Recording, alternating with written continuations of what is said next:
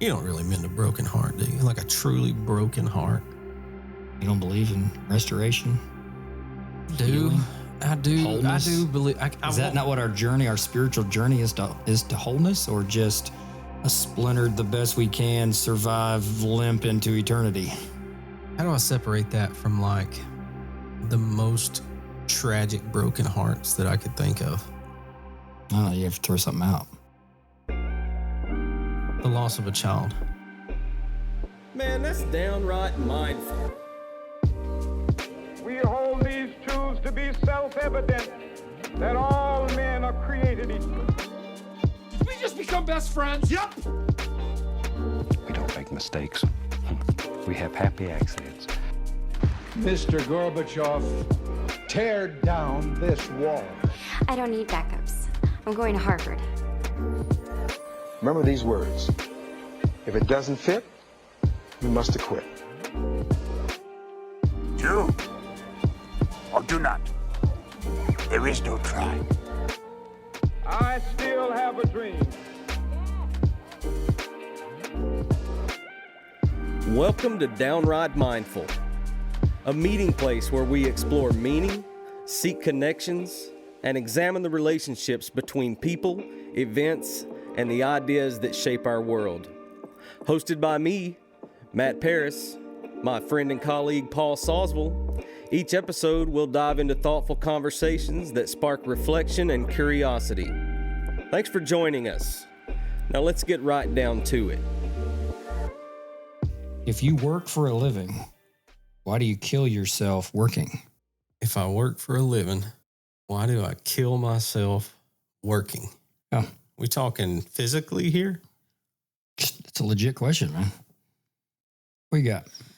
Yeah, I mean, look, it makes me want to go straight into like a societal conversation of like what the expectations are to achieve the American dream and all the things that entails. And Do it. Go there. If you work for a living, why do you kill yourself working?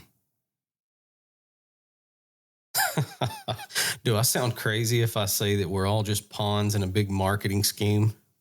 Does that make me sound wild? Until you explain yourself. Well, it's the American dream. Because at the end of the day, you've referenced Maslow's hierarchy of needs before. Yeah. Those are the things I need to survive. But I've got an entire society telling me otherwise. Telling me that I need more. There are so many voices in society. Doesn't that have more to do with which voices we're listening to? Yeah, but how do you, let's start, okay, let's start talking about let's start with television. Because no matter how noble we'd like to seem as characters, television has played some part in our life. It's poured into us. 100%. Some of us more than others. You and I are fortunate enough to have lived sort of two lives. We're in that generation where we grew up and television was like Saturday morning cartoons. And other than that, it probably wasn't that much. My whole Saturday morning was TV. You woke up to watch TV on Saturdays. You remember anything specifically? I mean, my brain just went to school days. So waking up on school days was also about watching TV because Garfield was on, Heathcliff was on, the Jetsons were on. What was Saturday though? Saturday was like G.I. Joe and He-Man. He-Man. Right? Yeah, I remember He-Man. Thundercats. Thundercats was a big deal. Right. The weekdays for me, for some reason, I don't know if this was some replay it happened, but I swear there's a memory where I can remember getting ready for school and hear MICKEY Maybe that was your Mickey Mouse. Dad Kyler days. No. You were watching Mickey Mouse Club? This is me as a young. This is the original Mickey Mouse. This is Justin and Brittany and the kids, you know. Wasn't that the Mickey Mouse Club? Am I that much older than you? You're 7 years older than me. Best math I can do real quick. Yeah. So if let's say I'm okay, I'm getting ready for at least kindergarten. So let's say the bottom is 5 years old, and this could go all the way up to the, I don't know, second or third grade. So between 5 and 8 years old. This is somewhere between 89 and 91, 92. Now, did that come on in the morning before school? No. Well, I'm in junior high school now. Yeah, that's what I'm saying. 7 years is not now a big... I'm sleeping as long as I possibly can, and there will be no TV in the mornings because now I'm in a hurry every day, being late for Miss Jackson's Spanish class. That will end me in ISS eventually. You remember the TV going off? Oh, yeah, of course. What about, do I have a memory of the flag blowing and the Star Spangled Banner playing? And then... Yeah. Like on Poltergeist. Yeah. And then we're all scared of being pulled in. Yeah. Yeah. So we're making my point. We got the privilege, even though I am considered a millennial by year, I would argue that I was raised by people who would be considered Generation Xers, but they're actually more of a mental baby boomer state just because of the, you know, our socioeconomic status probably and our culture. And I would argue the same for me, that while I am a millennial by year, I'd say mentally I'm more of late Generation X. And that's why you'll find, you know, if I list off my top 5 friends, you're one of the younger ones and you're 7 years older than me. So, yeah. But now we get to live in this world where an iPhone rests beside our bed and all the information we could ever imagine is at our fingertips. And everything in between those two is part of this machine that I'm talking about that has so much influence in our lives. And it's hard to imagine anything outside of that wouldn't tell you, you know, you're working towards this retirement that's going to be at least assisted by some, like a governmental retirement.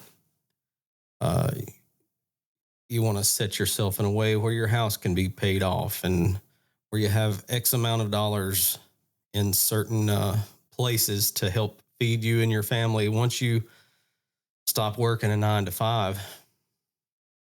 And on the same spinning sphere, there's still people that are just trying to eat and trying to have shelter. See what I'm saying? I do. And I can't argue with any of that. I mean, consumerism is, and it's at the very core of who we are. It's consumerism. That's the word. Yeah. That's the word I'm looking for. The generation, culture, the society. I mean, you can substitute any word that you want to. I mean, we're smack dab in the middle of it, buddy. TV, movies, internet. Yeah. You know, I mean, like we are saturated in voices, right? Voices. Yeah. Whether we can say we don't listen to it or not, I mean, that would be kind of arrogant and ignorant to say it has no influence over us. Yeah, you would be essentially saying, I don't listen to it, and I don't bump into anybody that listens to it. And that's just not true in the realm of where I stand and probably where you stand as well. And probably most of the people hearing our voices right now through their iPhone or their desktop, they probably couldn't say that either. Yeah. I would argue. Connected. Second question. Do you want the truth? Like literally, I'm asking you that question. No context? Do you want the truth? Do I want the truth? Mm-hmm. Well, I spend an awful lot of mental energy seeking the truth, including in my inner dialogue that you reference so often about me. Yeah, I think I do. What do you usually do with the truth once you get it?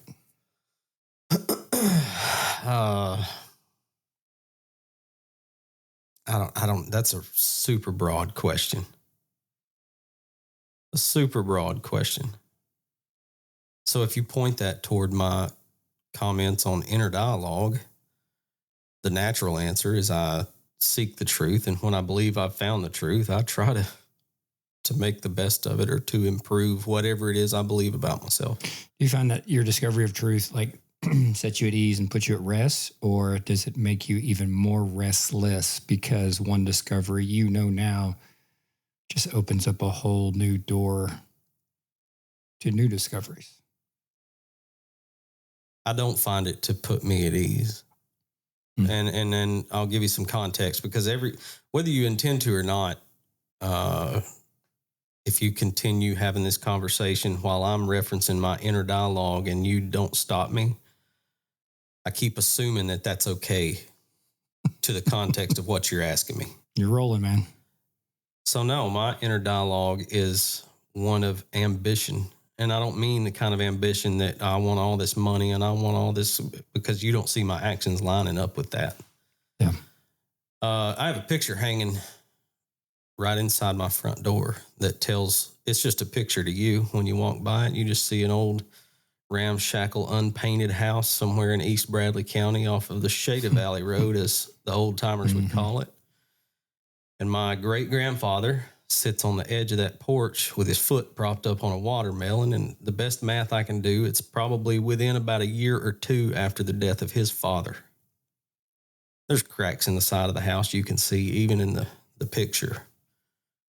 But I have just this thing inside me that wants to build upon that. I want to, I was just reading a book the other day, and somebody referenced it, and they didn't say this was the truth, but they said the worth of a man's family boils down essentially to how long has his family been reading and writing. This was an idea posed by this person. And, I'm not going to say that that's a real thing, but in my life, it can speak into the conversation that I'm talking about right now. It sounds like some Rick Bragg, is it? No, we were just talking about To Kill a Mockingbird. This is Scout Finch and her brother Jim talking about it. Say the line again. It was something to the effect of, a family's worth, you could boil down to how long they've been able to read and write. And these were people in this story that were still around all kinds of people that were not literate at all. And of course, in the story, their father's a lawyer, so they're pretty literate folks, and Scout's like a 6-year-old that can read really well. That kind of speaks to the ambition that I'm talking about.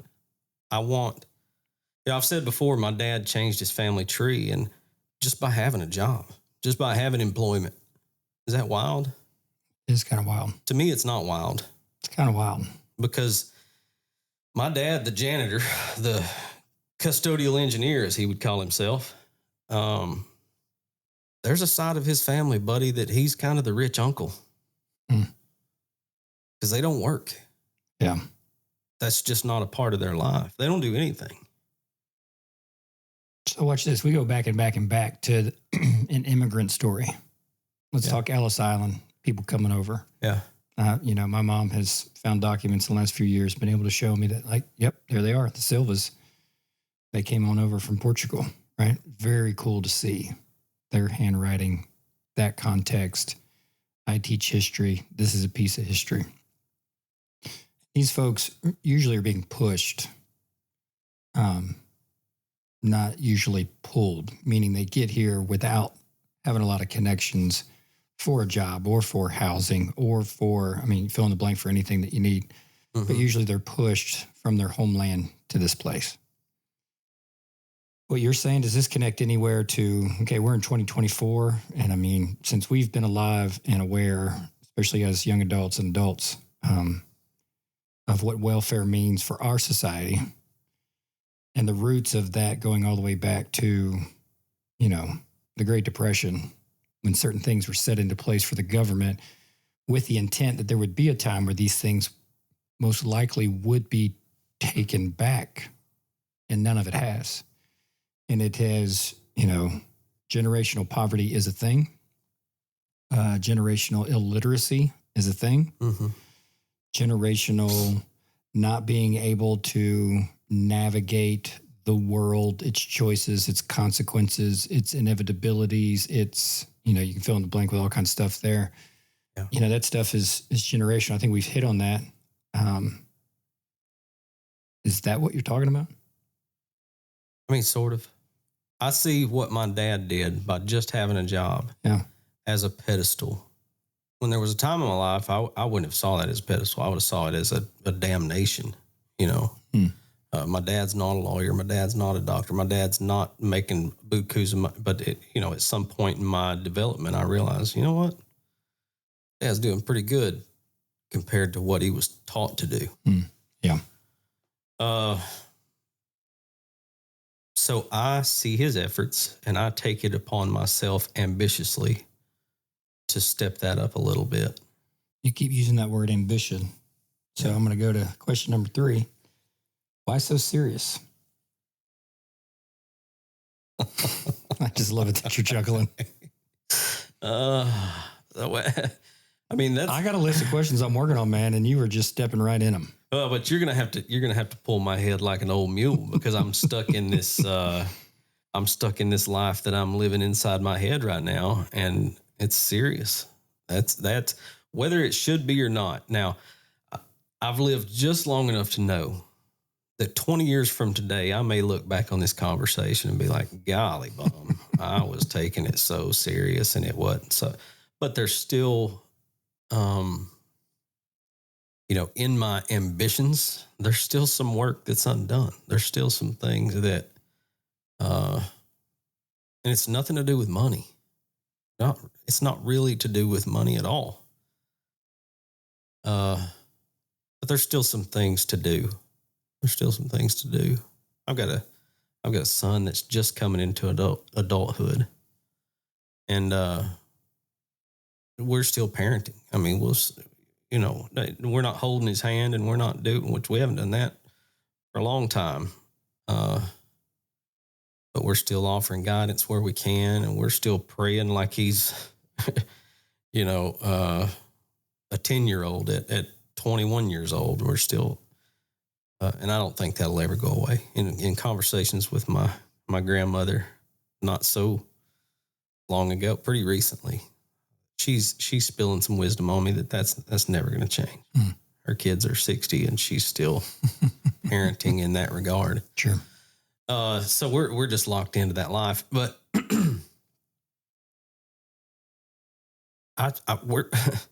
we're still at a place. I've seen it. I've been up close to it. Poverty. I'm not saying I've felt it, because even though we lived in it, my parents always guarded us from it, and it didn't feel like it. You know what I mean? Yeah. You've alluded to that before. But I've seen it, and I still know that at 40 years old in 2024, we're comfortable, man. We're comfortable, probably more so than most people my age, not because we have more things, but because we have more cushion. You know what I mean? So how often do you just pause and ask yourself, what is it that gives me joy? Do you ever pause and ask yourself that question? Yeah, sometimes, especially this time of year. Yeah. What do you come up with? I mean, all sorts of things. Right now, it's sunshine, man. I'm in that. Are you missing the sunshine? Yes. It's been a while. It's been gray. I don't say that laughingly. You know, as we're driving to Dalton a couple times over the last 2 days, it's just been so gray, and I've become so aware this time of year of what sunshine and you know, birds singing does for my soul, man. It's a big deal to me. Big deal. So we should have went to Pensacola. Yes. Instead of Dalton. That would have been awesome. That would have helped. Yeah, for sure. I bet. For sure. But I mean, you're kind of alluding to, like, you know, we talk seasons of life a lot. Sometimes winter just continues to whisper, you just got to wait. You know what I mean? Just got to wait. No, I'm not there yet. No. No, I've been contemplating a lot. You've had 40 winters. I know, and they've all been pretty different. I've have some that are really dark. This one's not that dark. I mentioned a couple weeks ago, the last few haven't been that dark because my habits are different and this and that. But you ever hear of Larry McMurtry? Nope. He wrote Lonesome Dove. Mm-hmm. The reason I heard about him is because of Rick Bragg. Mm-hmm. And both of those two make reference to seasonal depression, melancholy, as a river of melancholy. That's what Larry McMurtry writes that. Some people just wake up next to a river of melancholy. And that's such a pretty way to put it. That makes it not so dark. So I'm inching toward what you're talking about, but I'm aware enough to know that I'm not there yet. I'm still, this time of year, cannot wait for the spring to come and the clock to change. It's not even January yet, man. I know. I'm almost worried about you. No, don't worry about me. I'm fine. I'm fine. Because we have camped out with, you and I, there's a certain comfort level with melancholy. Sure. Right? Yeah. Those songs, those movies, those stories, that's sad, but that didn't make me sad. That makes me contemplate, right? Where someone else would have a different response. Yeah. The joy comes from the awareness that sure, even on these gray days, I'm fine. I'm okay. If this is as bad as it gets, I've got a pretty good life. Time. Okay. So you've mentioned time. You've mentioned 40 years old. You've mentioned seasons now. I mean, does anybody really know what time it is? Say that again. Does anybody really know what time it is? We have talked in metaphors and we have talked in like calendars, but we're painting with a really broad brush today. And I promise I will bring it to a target, but this is just too much fun leaving a little mystery. Yeah. As I paint around the canvas. Does anybody really know what time it is? Man, I don't know the answer to that question. I mean, how about someone in your life, someone in your readings, someone in your listenings? There's someone that you just kind of see and they just go, man, I know they figured something out. Because you're a guy that's never going to say someone has figured everything out. You don't hero worship, right? But is there anybody in your life that you can see and they just maybe they have figured this piece out?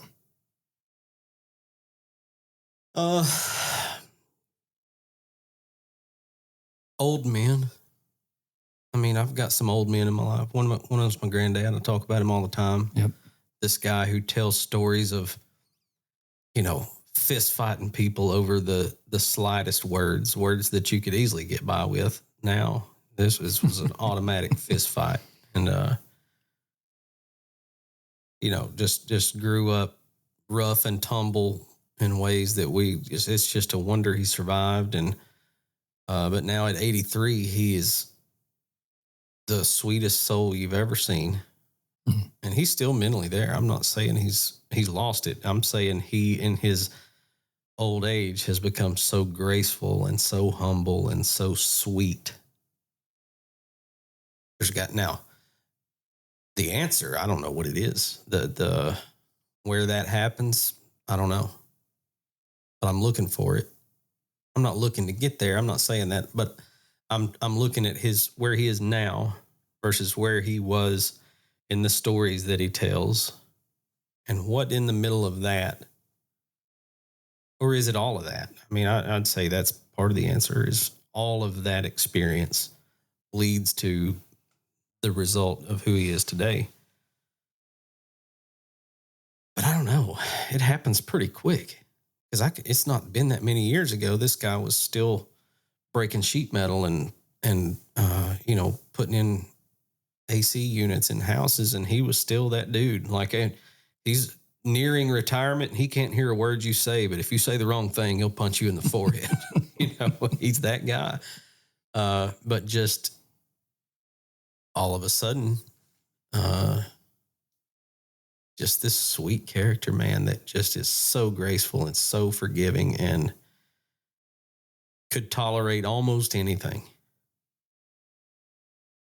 Who else you know? Who do you know that just, man, they just know what time it is? I don't know, they can read a room or they can be in that space. They don't have to be the center of attention in that space, but they just always seem aware and present. Maybe if we define time that way in that question. Who else you know? I don't. Do they have to be old? I don't know the Like, answer. can guys like you figure that out in midlife? Can a Kyler or a Seth figure that out in young life? Do you have to be 83? No, I wouldn't say that you have to be 83. And I think the Kylers and Seths of the world, they can come to a different level of understanding than maybe the people around them if they're, mindful enough to do so. But you can't,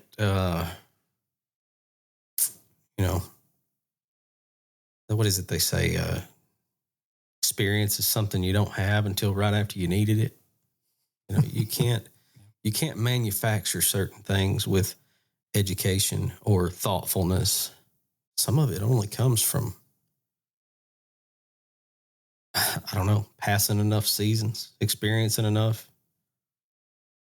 Yeah, for a guy like me, though, I mean, like, my insecurities always sought out a mentor-like person just so I could have someone affirm me. Mm-hmm.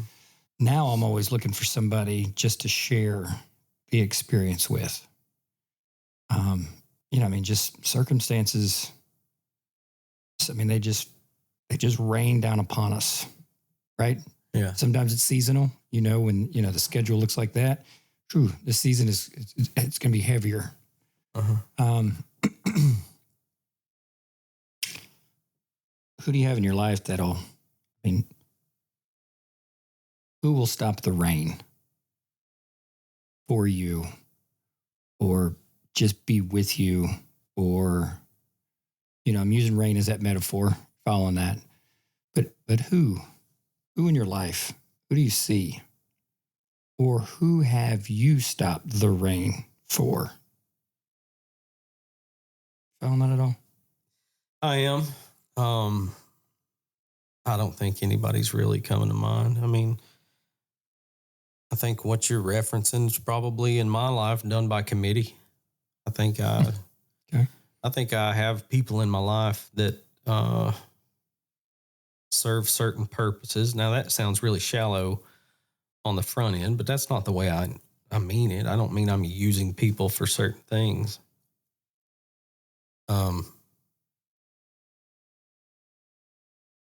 But I don't have just, here's that one person that can just knows me so well they can do this or that or what. I don't. That's not a thing. When my granddad could hear a little better and communicate a little better, he was a dude that was pretty close to that. Me and him we spent, some of my first summers as a teacher, I spent hanging out with that guy. I'd just go pick him up and we'd end up in places in, the hills over here to the east that I never knew where they were, but he had a story about every field. And, as much as you talk about this dude, does he know all this? Yes, he's my dude. Does he know that he is your dude? He knows. Listen, man, me and him would just, like I said, we would just, I just come pick him up and we would just disappear. Mm-hmm. And there's no telling where we would end up. And he would just, he's telling stories the whole time. So the time that you've been up to Dayton and you went to the courthouse? Yeah. Check your granddad? Yeah. Yeah. That's him. Yeah. Yeah. Because when we first really just started just storytelling with each other, and let me tell you a story today. Yeah. That was one of the first ones that I remember you telling me. You went up there and took granddad with you. And, yeah. No, that was me, Val, and my granddad and my grandmother. Both of those they're still alive and still. Now he's had a rough, probably a year and a half or so. That's just about. Anybody else would have probably been gone, but he's still okay. He's not mobile right now. He's sort of bound to a chair for most of his day, but I could go over there right now and say, hey, tell me about that time at Bryson's grocery shoveling coal, and he'd talk for the next 4 hours.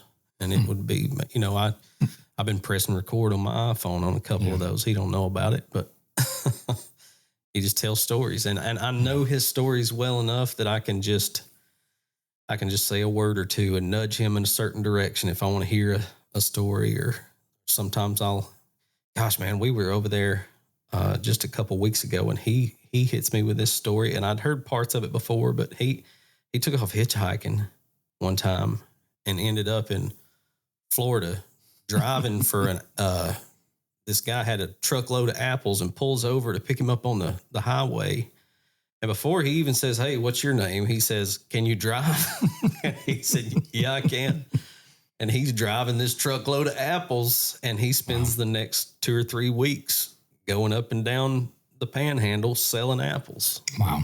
So he's a story. He ran off and Matt, I want some of those. I want some of those adventures. Like, do those exist anymore? I don't know. This guy ends up working for the carnival in Wartburg, Tennessee. See, come on, man. I mean, he's wild, man. I'm telling you.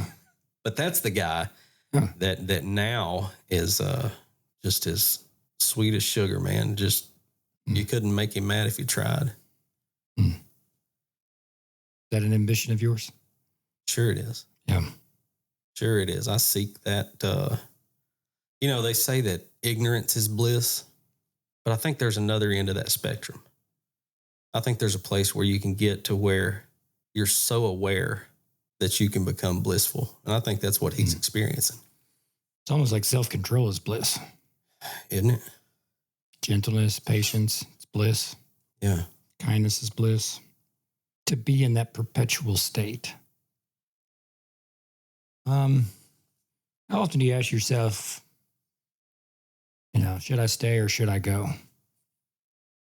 We're talking about you're planting yourself in certain places by choice. Sometimes, if we're at work or if we're at certain places, there's a certain obligation there. But, how often do you say, should I stay or should I go in this circle?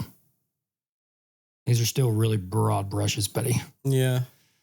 But, you're a fella who will chuckle about, I'm going to a party and I'm going to shake hands with the person who invited me and then I'm out of here. So that's one scenario where you could say, should I stay or should I go? Well, I'm going pretty quick in that scenario. But, if I read into your question and I say, okay, Yeah, read into it a little bit. We talk all the time about the hats that we wear. And I've been in a season for a while where I've sort of labeled myself as this guy that won't say no. I'm starting to become a lot more aware of it, and I'm starting to say no, including, just within the last 24 hours, I've sent out some communications to a committee that I'm a part of that I'm no longer going to do that. Not that I don't love doing it. I do. I'm not going to name specifically what it is, but I love doing that. And I've held on with every grip, hoping that, maybe something will swing in a certain direction where I'll have the time that seat deserves. But I held on too long just because I didn't want to be that guy that says, hey, I don't have time for this. Now it's become to the point where I respect that group enough to say, hey, this place that I'm occupying in this group deserves a lot more than what I'm giving it. So does it break your heart a little bit? Yeah, it hurt. I hate that. Because there'll be seasons come that'll be a hole in my life, and I'll wish maybe it was there, but I can supplement that. Like, it's not like I'm dying and falling off the earth. I can still associate with these people and help where I can. And that's my message to them. It's like, I'm not pushing myself away. I'm just taking this seat that I'm sitting in and I'm offering it up to somebody who's just sitting in line and just dying to really fill their time with this kind of thing, because that seat deserves that. But I said that to say, yes, there are several situations over the last year or two where I'm like, I'm honestly just being a good soldier in my mind and hanging on and trying to help and trying to serve. And it won't be long, and those will all change a little bit, because as seasons come and go, that one is becoming a little more clear to me of like, okay, over the next 5 years. No, I'm not, God, I don't want to speak anything to an existence, but it's a realistic thing that in the next, let's say a decade, it's realistic that in the next decade, I'd be a grandfather. I hear you. You too. Yeah, sure.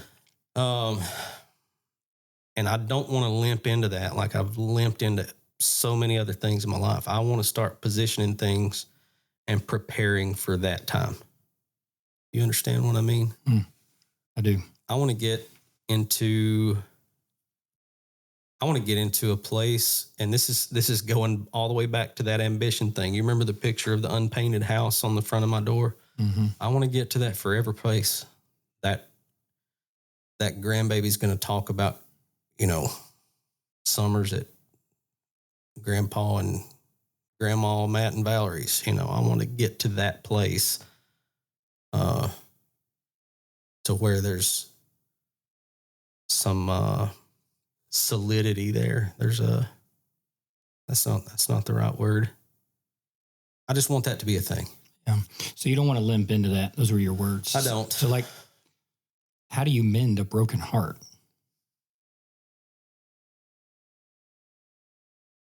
Isn't that what you're kind of speaking to? My brokenness is an experience that has value in it. But I don't know. That's my question. I would say, how do you mend a broken heart so that you're not limping into that next thing, relationship, experience, adventure, difficult thing that we have to get through, but we got each other. Like, what's that mending process look like? How do you mend a broken heart? I don't know that you do. And I don't know let's see, help me again, tie broken heart to what I'm talking about. Are you trying to redirect me? Well, no, if I don't want to limp into that, meaning there's a limp. The limp comes from something being broken. Well, yes. Yeah. So now we're going to have to break down the metaphor of limping into something, because you and I are seeing the same metaphor, just a twinge different. And the folly's probably on me. What I mean is, let's say I'm not limping into it with a broken something.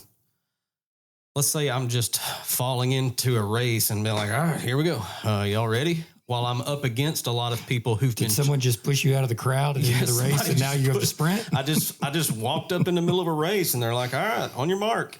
And all of the people around me have been training and preparing, and they're ready to run this race. I want to, because so many things in my life, I've been that guy. Like, 20 years old, let's have a baby, like that's you. I just limped into parenthood. Okay. I don't want to do that. No, I'm not saying one can train and prepare to have a grandchild. I'm not saying that. I'm just saying, that's where my mind is going. Our parents seem like they're doing a lot better as grandparents than we are as parents. Is that true? Seem like it? Yeah. It's easier to grandparent than it is to parent. Is that right? I don't know. I can't pretend like I know the answer to that. Okay. I guess I have a pretty good imagination.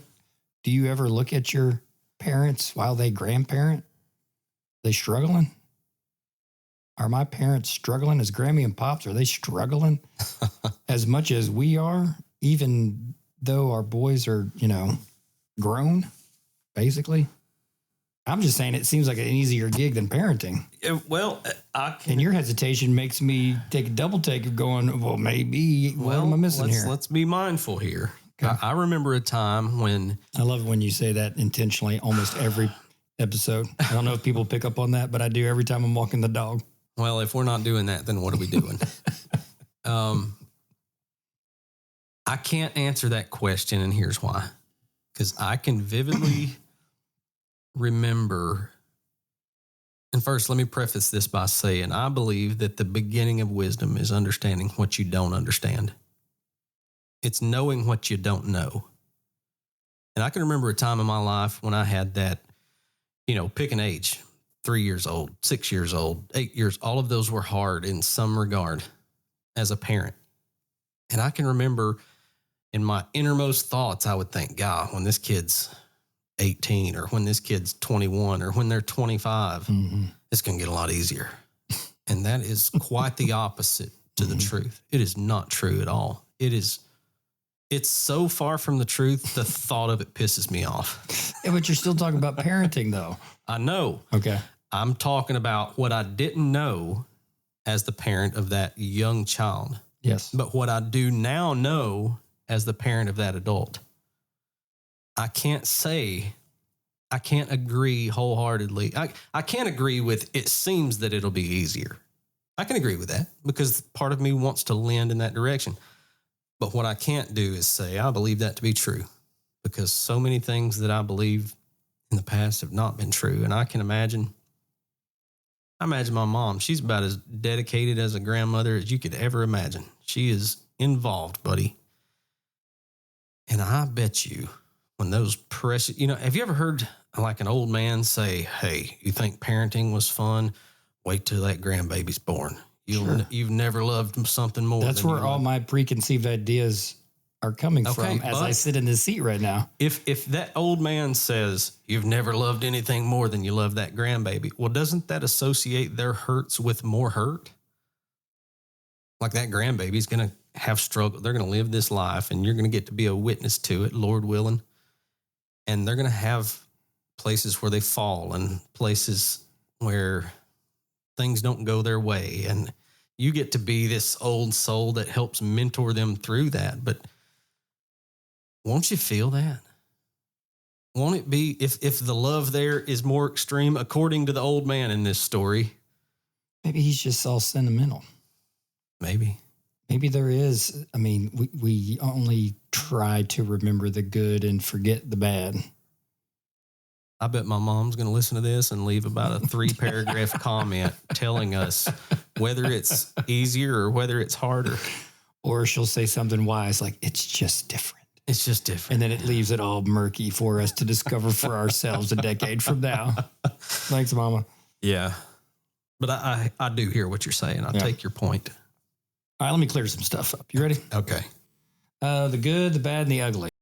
You ever seen it back in the day? Is that a Clint Eastwood film? I mean, you have heard of that. Of course you have. Sure I have. Haven't you? Yeah. You haven't seen it though, have you? If it's not a Clint Eastwood film, then I have absolutely not seen it. If it is a Clint Eastwood film, I've seen it in bits and pieces. So neither one of us have seen it. But there's about 3 Clint Eastwood films that I might as well mix up and make the same film because I haven't seen either 3 of them all the way through really good as an adult. There is this line in that movie that says, if you work for a living, why do you kill yourself working? Yeah. So there's this movie. It's called A Few Good Men. Yeah. And before that most famous line, what's the most famous line in the movie? You can't handle the truth. What question is asked? You want the truth? Yeah. You can't handle the truth. Yeah. So, fan of the Batman, like the newer Batman, the Batman Begins, Dark Knight. This is the one I picked up on. Yeah. Why so serious? Who said that? Serious? That's Who says that? Heath Ledger as the Joker, isn't it? Yeah, that's right. That's what came to my mind when you asked the question, and I resisted. Did you ever watch The Untouchables back in the day? Al Capone? I don't think so. So it's Robert De Niro. And there's this line that says, what is it that gives me joy? So this was a fun line coming from a gangster who's asking this question. And I mean, I did watch this one. This is a good one from back in the day. Hey, The Untouchables, is that the one with Robert De Niro and Joe Pesci? And it's, the main character is, I thought this was the one where, like, Yeah. Kevin Costner is Elliot Ness trying to track him down. Am I mixing movies again? Kevin Costner's Yeah. Elliot Ness tracking who down? Al Capone? Yeah. No, you've lost me. No, that's I just watched that probably. Somebody's listening to this right now going, these These jokers guys are don't know a thing. freaking idiots. Thought they knew something. Kevin Costner was Elliot Ness, and he was tracking down. He is after Al Capone. Is that the Untouchables? I thought so. That's what my brain is telling me. Do I need to look something up? If it is, I just watched it like a month ago. Because if you're thinking of Joe Pesci, you're probably thinking of Goodfellas. Goodfellas. Thank you for that. I'm thinking of Yeah. Goodfellas. I did watch Elliot Ness as he comes in and essentially takes down Al Capone. No more than a month ago. Yeah. Is that the Untouchables? Well, I mean, I still don't know that, but I'm making sure it's Elliot Ness and Al Capone. Yeah. Yeah. Yeah. So, anything else familiar pop up in your brain while we were in the middle of a conversation? I don't think so. You're going to lead me back through the question. Anything, who knows what time it is? Was that one of your big questions? That came from a song. Who sings that song? That's the title of the song. Who knows what time it is? Does anybody really know what time it is? Oh, no, I don't know that. Chicago. Any Chicago on your playlist? Yeah, I like Chicago. Yeah.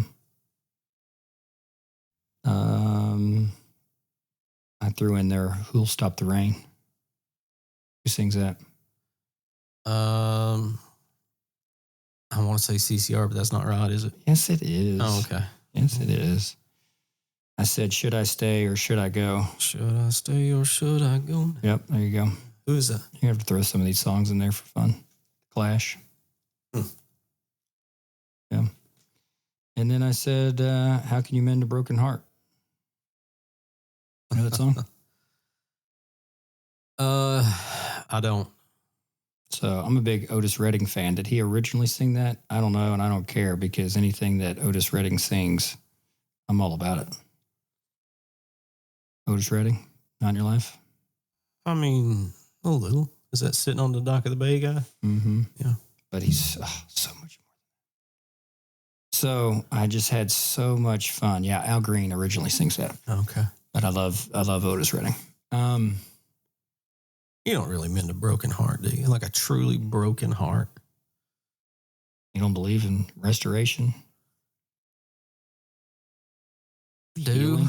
I do. Wholeness? I do believe. Is that not what our journey, our spiritual journey is to wholeness, or just a splintered the best we can, survive, limp into eternity? How do I separate that from like the most tragic broken hearts that I could think of? I don't know. You have to throw something out. You're still talking about the loss of a child. Okay. You're not mending that. That's changing who you are forever, isn't it? buddy of mine, we were talking yesterday, and I mean, you're saying something in your very core changes. He used the word core, and so we camped out with. I can't imagine it. Does your core change? Are you believed with a core, and that core, like things, develop around it, the layers form, and then, you spend the back half of your life, peeling these layers off to kind of rediscover who you really are. I don't know. That's kind of where we went for a little bit yesterday. But I mean, something tragic like that happens and it rocks you at your core, but does it change who you are forever? I mean, where we could take I guess in the metaphor of mending a break, you maybe it becomes where it's not so raw and just pouring blood, but it's still I don't know. I just wade into waters that are going to. Yeah, because we don't know of this experience. I mean, we've been in the space of some folks. Yeah. But I personally have not walked through with anybody at such a young age. Have we? Yeah. I mean, it's, I'm missing Taylor Cannon a lot right now. And I know there's other people in my life that are missing him way more than I am. Yeah.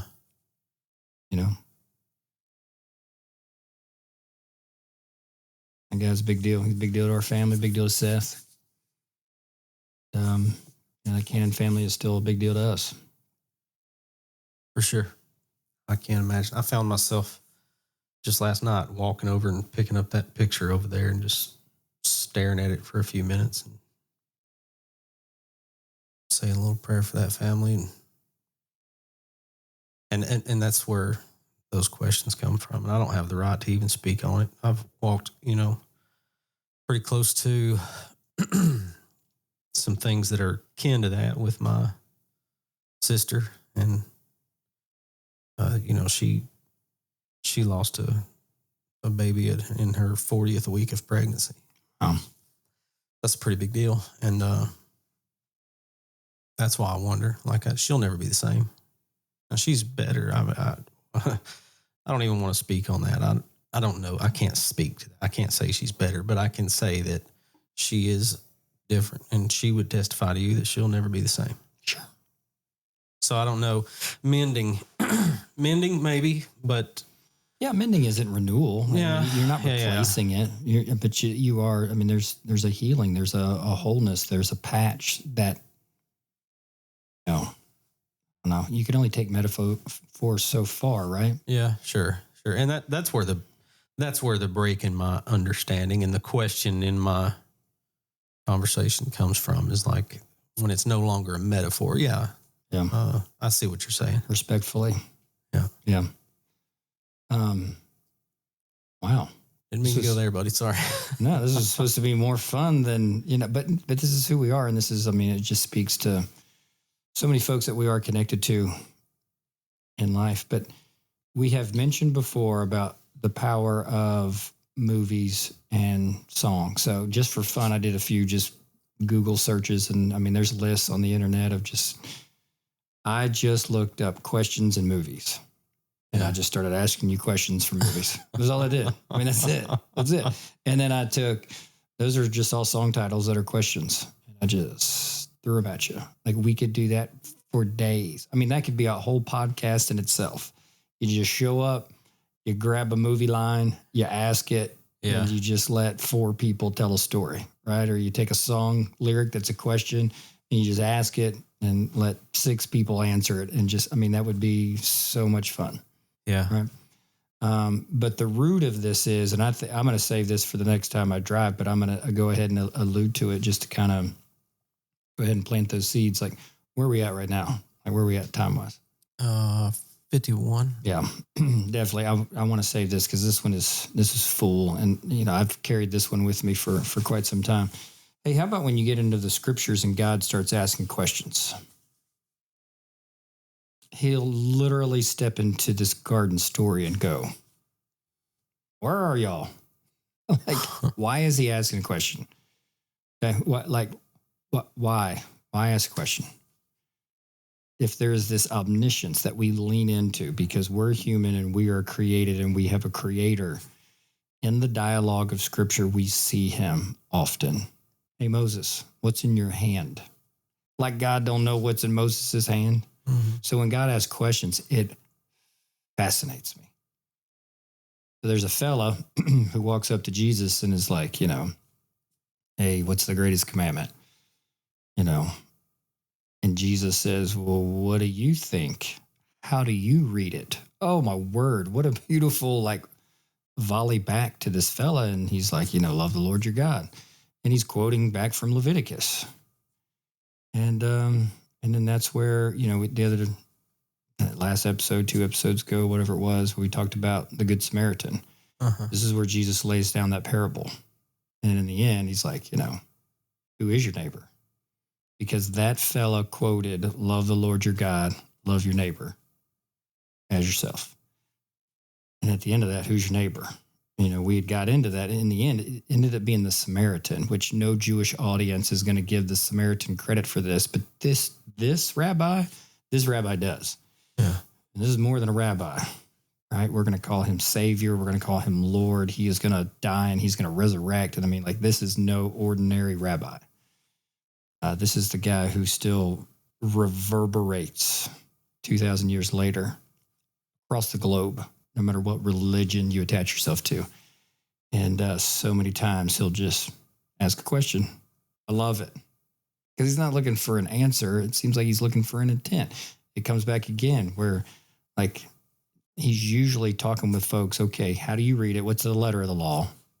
Do you get the heart of this law? And so we jump back to Creator God, Jehovah, asking questions of folks, even more so.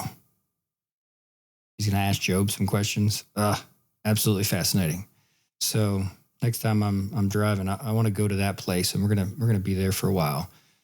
And we'll start again with, why does God ask questions if he already knows?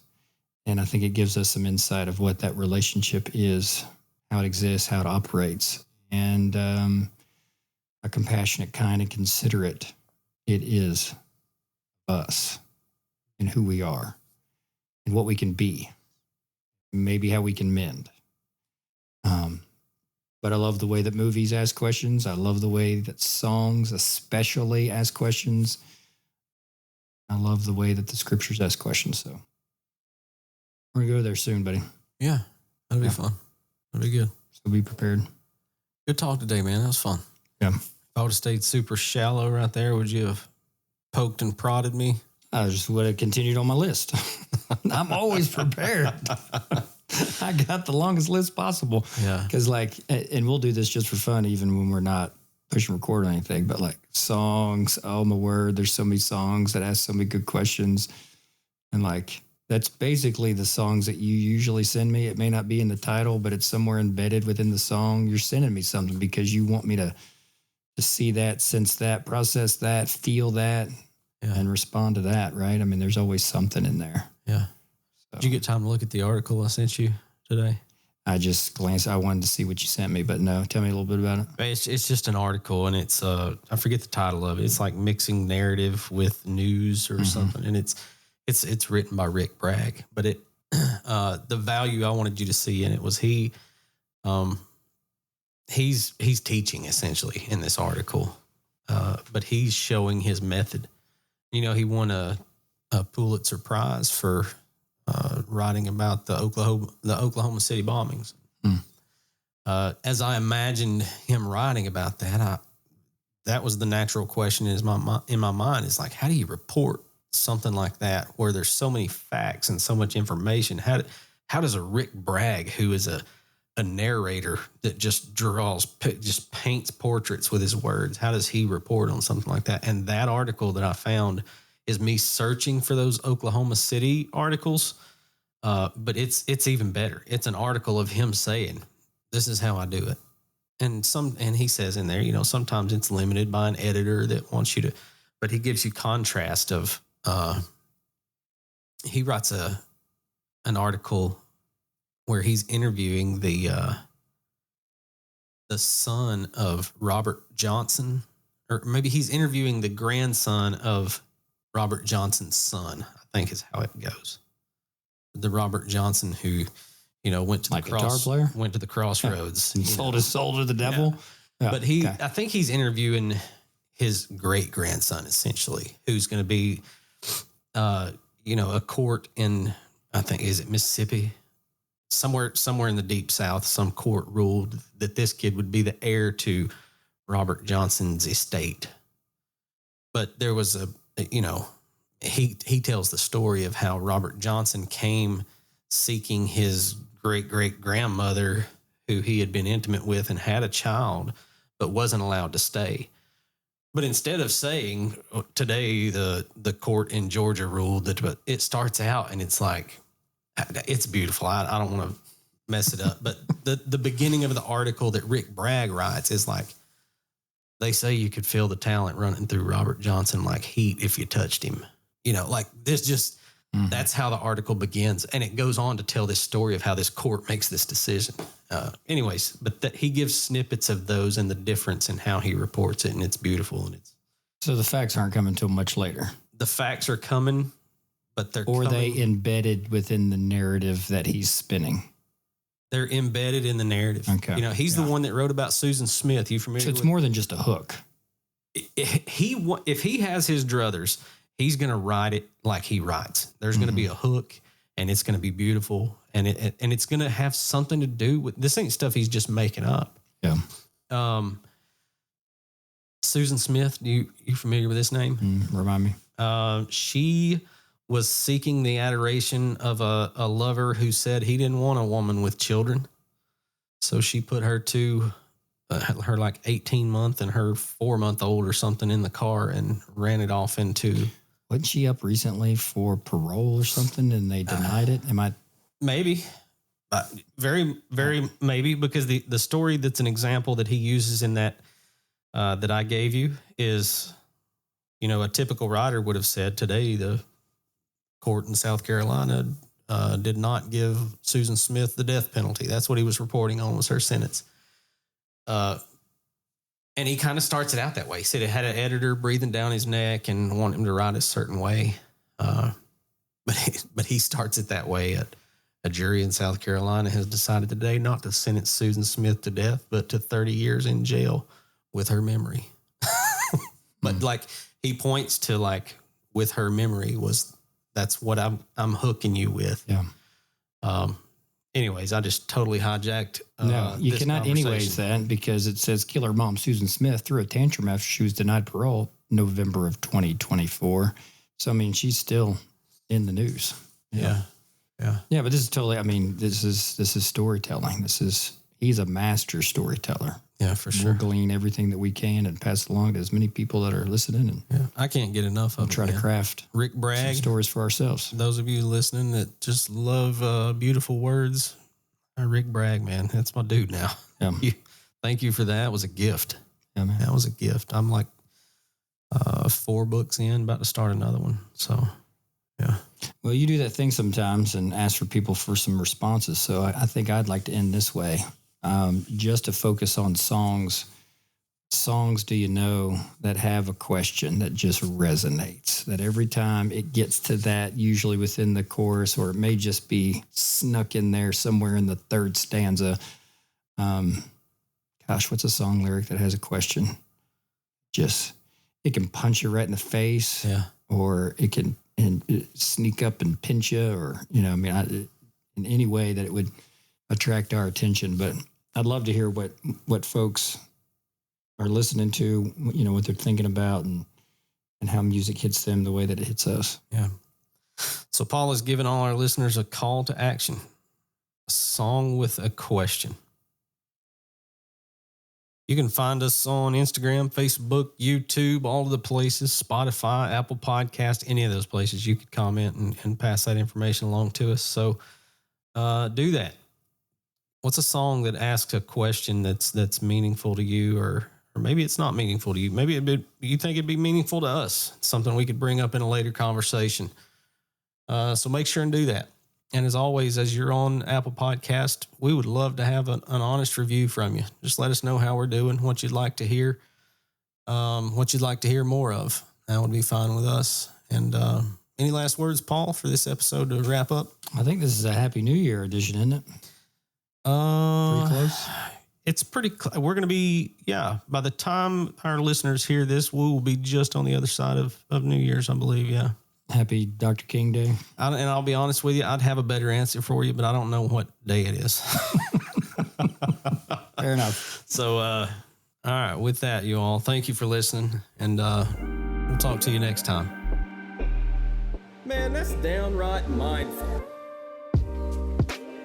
You've been listening to Downright Mindful with your hosts, Matt Paris and Paul Salzville. Produced by Josh Morris. Intro and outro production by Derek Kinsey. You can find us wherever fine podcasts are downloaded. Thanks for listening.